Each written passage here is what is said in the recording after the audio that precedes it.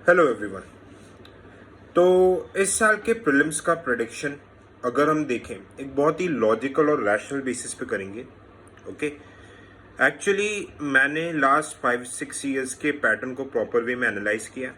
ठीक है, एंड इस साल जो एग्जामिनेशन हो रहे हैं जैसे कि C D S, okay, C D S का जो अप्रैल में पेपर हुआ था, जियो साइंटिस्ट एनडीए का पेपर, लास्ट ईयर के सी डी एस के पेपर, ओके, लास्ट ईयर के सी ए पी एफ के paper, I have been closely monitoring. Okay, तो इसके बेसिस पे मैं आपको एक बहुत रैशनली एक चीज़ बताऊंगा, ठीक है, कि इस साल के प्रीलिम्स का पेपर किस फॉर्मेट में आ सकता है, किस फॉर्मेट में चीज़ें हो सकती है। क्योंकि देखो जनरली जो ये एक यूपीएससी एक पैटर्न में चलती है।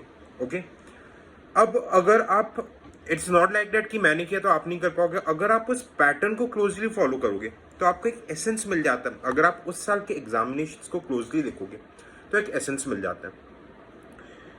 आई हैव बीन, मतलब मैं इस फील्ड में अप्रोक्सीमेटली फ्रॉम 2017 से हूँ। It's been approximately 7-8 years and multiple exams भी निकाले हैं। सी डी एस में I was all India rank 30। UPSC C A P F 2018 qualify करके बी एस एफ में भी जॉब की थी। मल्टीपल टाइम मेंस लिखे हैं। ओके, टीचिंग इंडस्ट्री में काफ़ी टाइम से हूँ।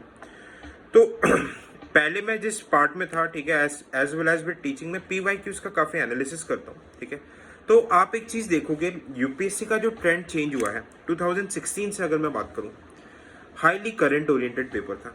ओके, 17 में करंट अफेयर्स कम हुआ थे, 18-19 में करंट अफेयर्स का धीरे धीरे परसेंटेज कम हुआ था। ओके, 20 में हम देखेंगे कि एग्रीकल्चर का बहुत ज़्यादा वेटेज आ गया था, जो कि जीएसटी का पार्ट है मेंस का। हर जगह एग्रीकल्चर ही पूछा गया था। ओके, 13-14 क्वेश्चन आए थे। फिर 21 से लेकर 24 तक एग्रीकल्चर पूछा ही नहीं गया, है ना। फिर 21-22 से न्यू एरियाज डिस्कवर करने स्टार्ट कर दिए, जैसे स्पोर्ट्स के क्वेश्चंस आने लग गए। ठीक है, फिर 22 से नए पैटर्न्स, जैसे 22 से पेयरिंग वाले पैटर्न्स आने लगे, ओनली 1 करेक्ट, ओनली 2 करेक्ट। 23 वाला टोटली डिजास्टर पेपर था। ठीक है, मेनली करंट और स्टैटिक का कुछ भी रैंडम क्वेश्चंस, भारत रत्न, इन सब के ऊपर चीजें पूछ ली गई थी।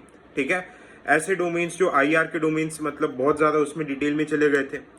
और ठीक है, डिफेंस जैसे 24 में हमने देखा था कि एक और नया डोमेन आ गया था, डिफेंस। ठीक है, डिफेंस जैसे मिलिट्री के ऊपर 3-4-5 क्वेश्चन आ गए थे।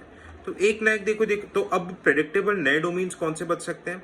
May be some parts of security में आ चुका है, सिक्योरिटी में इस बार भी मतलब और ज्यादा इंग्रेव हो सकता है, क्योंकि यूपीएससी का पैटर्न ये है, पहले सिर्फ 2-3 क्वेश्चन पूछता है, नेक्स्ट टाइम एकदम से क्वेश्चन बढ़ाता है, फिर रोक देता है। Okay, maybe some parts of disaster management, NDRF, NDMA के ऊपर पूछ सकता है, जीएसटी का पार्ट है। ओके, सोसाइटी, ग्लोबलाइजेशन, देखो ग्लोबलाइजेशन इन सब से क्वेश्चंस ऑलरेडी पूछ रहा है। लास्ट ईयर इटली के ऊपर, एजिंग के ऊपर क्वेश्चन पूछ लिए थे, एजिंग पॉपुलेशन, इन सब के ऊपर पूछ लिए थे। ठीक है, तो 2023 का जो पेपर था बहुत रैंडम, डिजास्टर्स, करंट ओरिएंटेड आया था। इस बार के अगर अपन एनडीए एंड सीडीएस के पेपर, इन सारे जितने भी दूसरे जियो साइंटिस्ट, सीआईएसएफ के पेपर्स को देखें तो UPSC is saying go back to basics. कहीं ना कहीं मुझे लगता है कि पेपर आपका 24 के लाइन पे ही रहेगा। कहीं ना कहीं अगर आपके fundamental statics are very very strong, ठीक है, आपका पेपर में अच्छा होल्ड रहेगा। सी सैट में 2023 में यूपीएससी एक्सपेरिमेंट करके देख चुकी है, टफ पेपर बना के इतने लोग फेल हो गए थे। एक आई गेस डेटा आया था कि 80-90 हजार ही कुछ लोग क्वालिफाई कर पाए थे सी सैट। अब ऐसा डेटा आया था तो बहुत ज्यादा प्रोटेस्ट हुआ था, कोर्ट में पिटीशन डली थी, बहुत सारी चीजें हुई थी। तो यूपीएससी इस तरीके के एक्सपेरिमेंट नहीं करेगी। यूपीएससी बोलते हैं ना कि किसी भी टाइप का ऐसा काम नहीं करेगी कि जिसकी वजह से कुछ भी कन्फ्रंटेशन या फिर कॉन्फ्लिक्ट ऑफ इंटरेस्ट हो। ठीक है, तो मोर और लेस अब एनडीए सीडीएस के पेपर्स को अगर अपन देखें, ठीक है, तो देखो सेम थीम रिपीट्स हो रही है। जो थीमेटिक रिपीटेटिव टॉपिक्स है, मैं ऑलरेडी अपने टेलीग्राम चैनल पे 40-45 टॉपिक शेयर कर चुका हूँ। जैसे जैनिज्म, बुद्धिज्म, फिलोसॉफी, लिटरेचर से सीडीएस में 5-6 क्वेश्चंस, जैनिज्म, बुद्धिज्म, फिलोसॉफी से 6-7 क्वेश्चंस थे। ज्योग्राफी के बेसिक्स आप देखो, ज्योग्राफी का वेटेज बढ़ेगा। 2021-22 में ज्योग्राफी आता ही नहीं था, 2024 में एनवायरमेंट कम करके 18 क्वेश्चन ज्योग्राफी के आ गए थे, सबसे ज्यादा ज्योग्राफी पूछी गई थी। ओके, तो ज्योग्राफी का वेटेज इज समवॉट इंक्रीजिंग, काफी ज्यादा ज्योग्राफी का वेटेज बढ़ रहा है, स्टैटिक चीजों में वेटेज बढ़ेगा। ठीक है, मैं बोल रहा हूँ फंडामेंटल्स एकदम, जो आपके कॉन्स्टिट्यूशनल बॉडीज से सीडीएस में 3 क्वेश्चन आए थे, सीआईएसएफ में क्वेश्चन आए थे, एनडीए में क्वेश्चन आए थे। ठीक है, अगर आपका बेसिक स्ट्रांग है, अगर आपका स्टैटिक पार्ट अच्छा है, ओके, तो ये श्योर शॉट है कि आपका निकलेगा। आप जीएस के, तो इसलिए मैं बोल रहा हूँ लास्ट सम डेज में give maximum focus on the static revision. आप टेस्ट वेस्ट लगाना छोड़ो, फालतू में डिमोटिवेट होगा। हाँ, सीसैट को बैलेंस करते चलिए, बट सीसैट में मॉडरेट लेवल का 2024 के लेवल का या तेज जैसा सीसैट नहीं आएगा। ओके, जितना मेरा एक्सपीरियंस बोलता है, बाकी मैं तो यूपीएससी हूं नहीं। बाकी जो मैं ट्रेंड एनालिसिस करता हूँ ये कहीं ना कहीं सही होता है। आप इस वीडियो को जब आप प्रीलिम्स का पेपर दे दोगे तब आके देखना, ठीक है।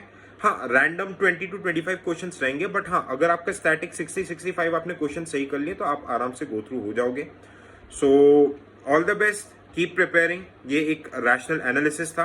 आप और डिटेल में अगर आपका एनालिसिस चाहिए कौन कौन से टॉपिक्स आ सकते हैं, तो मैंने सीडीएस एनडीए के टॉपिक्स का एनालिसिस किया है, ठीक है। आप इस सिविल सोल्जर के चैनल के टेलीग्राम चैनल पे मैं लिंक शेयर कर दूंगा, और वीडियोस भी आप सिविल सोल्जर के यूट्यूब चैनल से ज्वाइन कर सकते हैं। टेलीग्राम चैनल का लिंक आपके वीडियो के डिस्क्रिप्शन में। Thank you so much. जय हिंद।